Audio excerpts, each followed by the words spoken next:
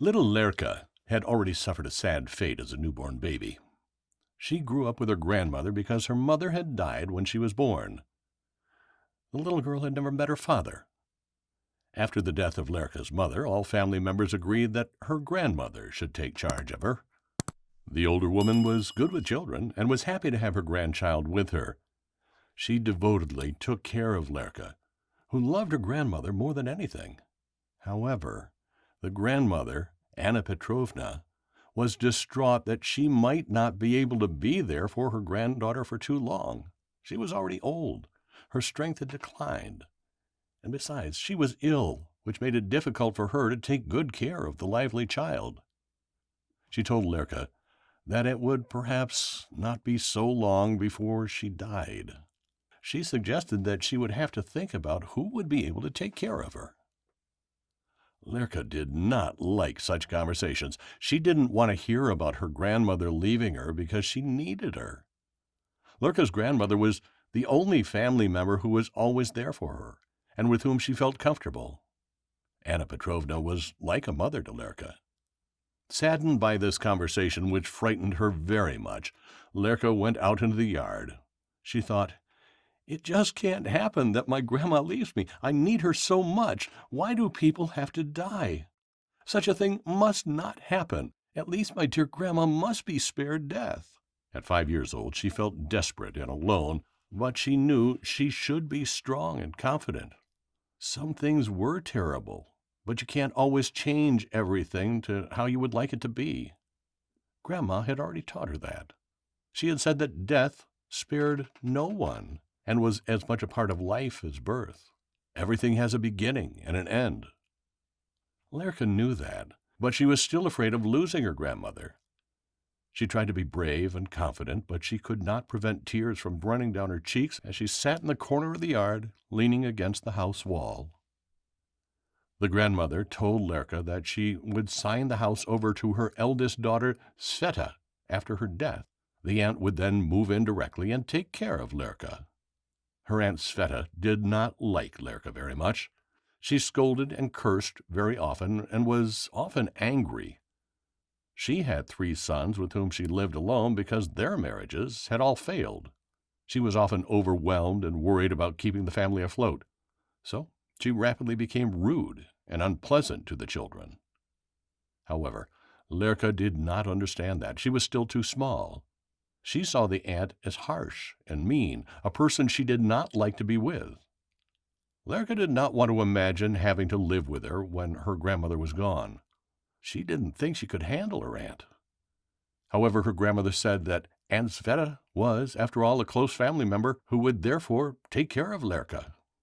However, the grandmother was not satisfied with the idea of having her granddaughter in the care of her aunt, seeing how she was overwhelmed with her daily responsibilities and financial needs. However, she thought she had no choice but to handle things this way. She was convinced the girl would be best off with family members, as they meant no harm to her. Anna Petrovna could not judge outsiders so well and therefore made this decision. Lerka and her grandma had just recently had a new neighbor. After completing her studies, Marina was a young teacher who wanted to gain her first professional experience in a village school. She had deliberately chosen this rural environment because she loved nature and therefore felt very comfortable in the small village surrounded by meadows and forests. The young woman who had moved into the tiny house on the neighboring property had seen Lerka crying the previous day outside. That afternoon, Marina invited the little girl to join her for tea and jam sandwiches because she was worried about that incident. "What happened yesterday that made you cry like that?" she asked Lerka as she sat at her table and poured her rosehip tea and put half a roll with butter and cherry jam on her plate. Lerka confided in her neighbor, whom she liked from the first moment.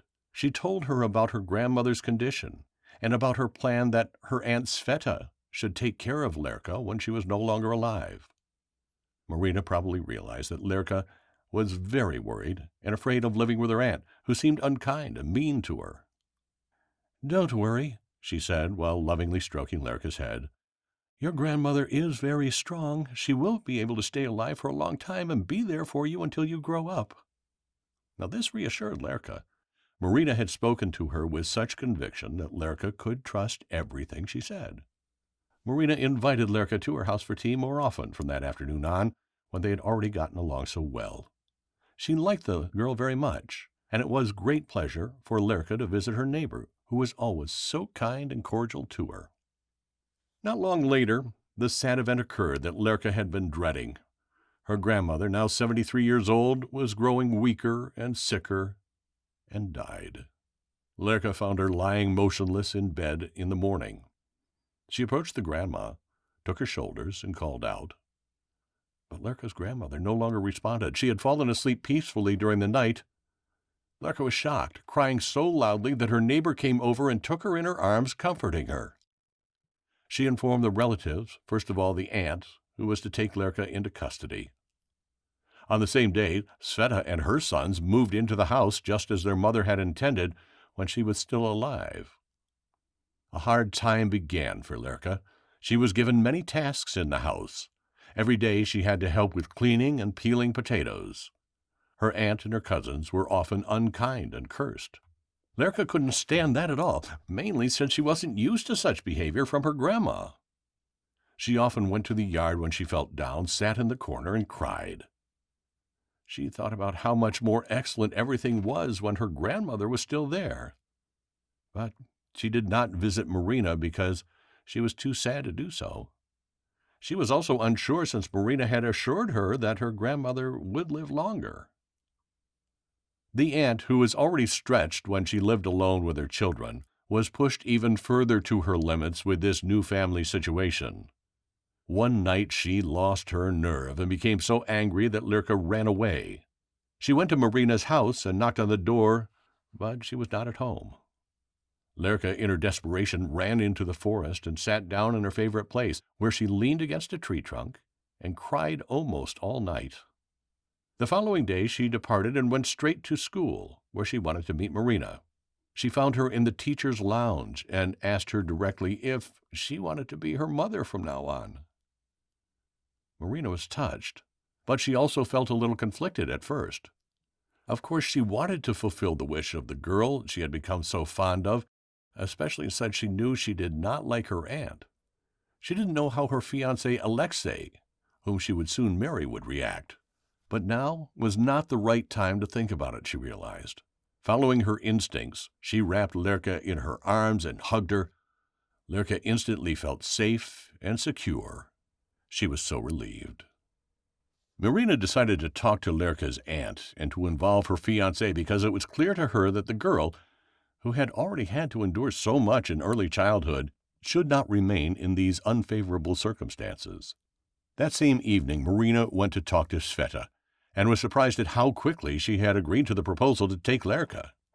Sveta's only condition was that Marina officially applied for custody of Lerka and did not make any claims on the house where she wanted to stay with her children. Alexei was highly cooperative. He was happy with Marina's decision to take in the child and accepted Lerka as his daughter. Immediately after everything was settled officially, Marina and Lerka moved into Alexei's beautiful house, where they had enough space. Lerka thrived in the new family she had chosen for herself, and from then on she experienced a happy and carefree childhood. Isn't it amazing how much strength and initiative Lerka mustered to improve her situation? Perhaps she had developed such incredible power and independence because she had to learn how to deal with painful experiences very early. Leave a comment and tell us what you think about this story.